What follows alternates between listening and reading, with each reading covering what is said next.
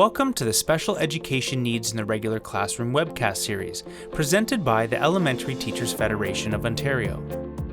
This webcast complements ETFO's Special Education Needs in the Regular Classroom, supporting students with behavior needs resource, and provides guidance to teachers about the creation and analysis of antecedent behavior consequence, or ABC charts, which can help us better understand our students and the reasons behind their challenging interactions.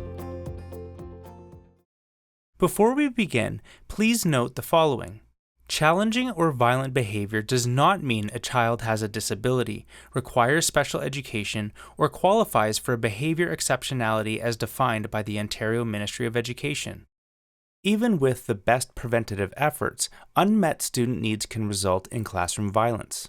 The Occupational Health and Safety Act requires your employer to take every precaution reasonable for the safety of a worker. Please visit etfohealthandsafety.ca for more information about workplace violence and your rights as a worker.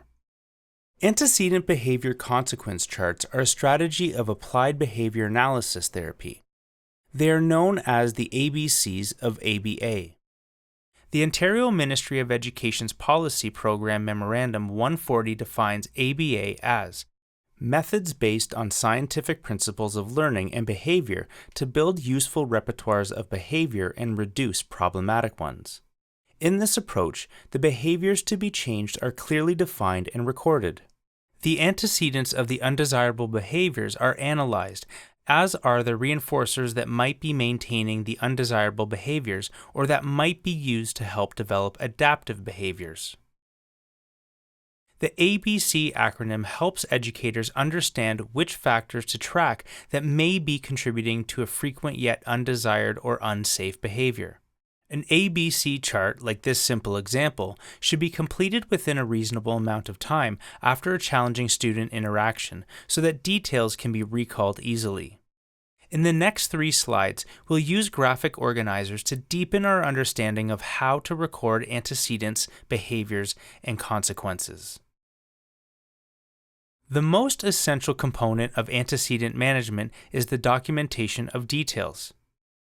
Antecedents are the circumstances and factors at play just before an unwanted behavior occurs. Recording accurate details about antecedents is vital to the ABC chart process. Stick to the observed facts rather than trying to provide context. For example, when filling in your ABC chart, try to answer these questions. When and where did the antecedent occur?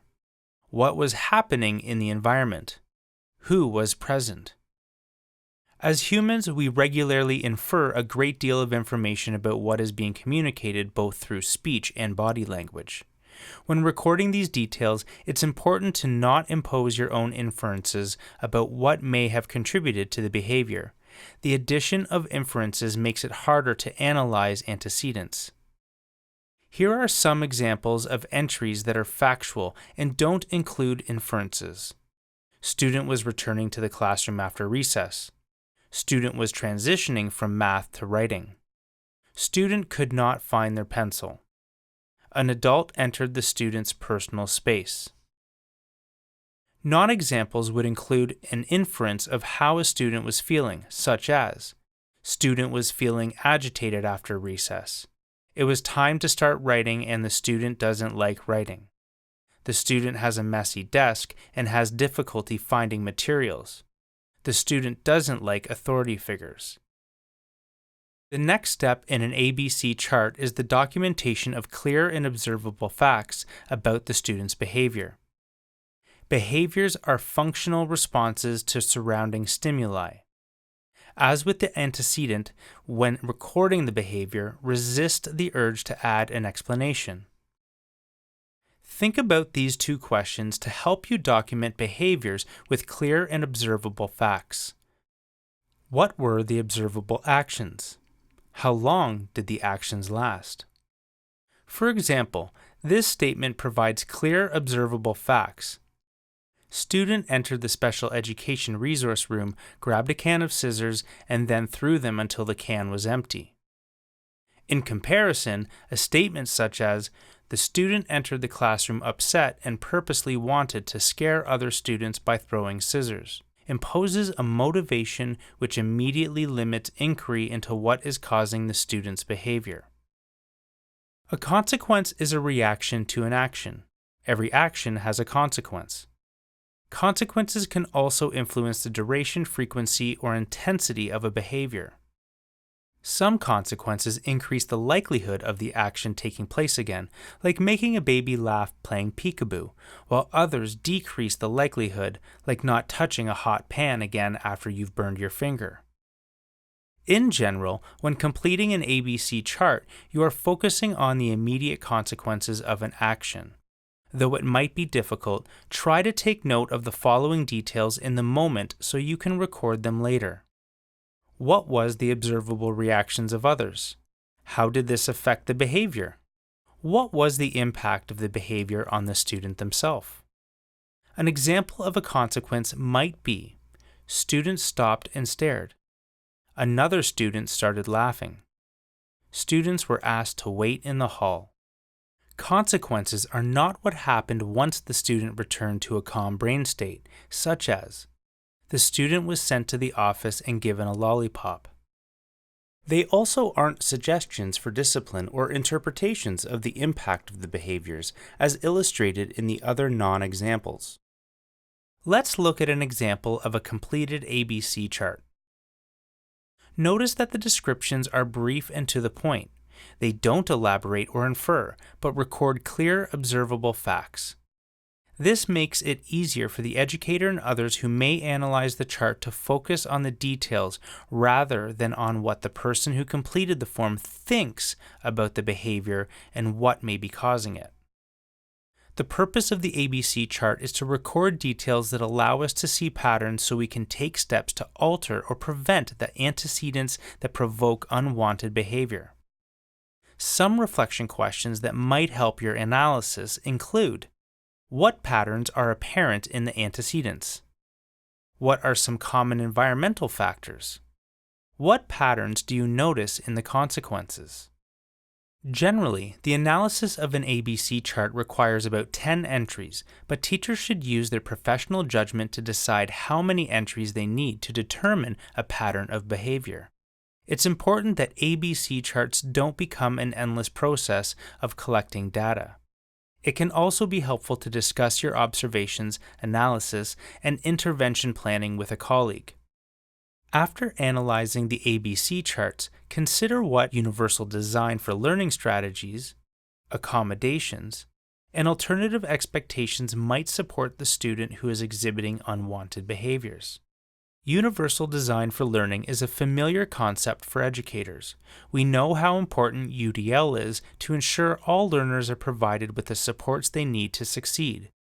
Some Tier 1 UDL strategies you can use to help address behavior include teaching students about their brain and what happens in their brains when they become stressed, angry, or anxious, providing direct whole group instruction about collaborative skills, creating a regulating area in the classroom with materials that were co-selected with students, providing direct instruction to the full class about emergency exit procedures and a predetermined location for evacuation.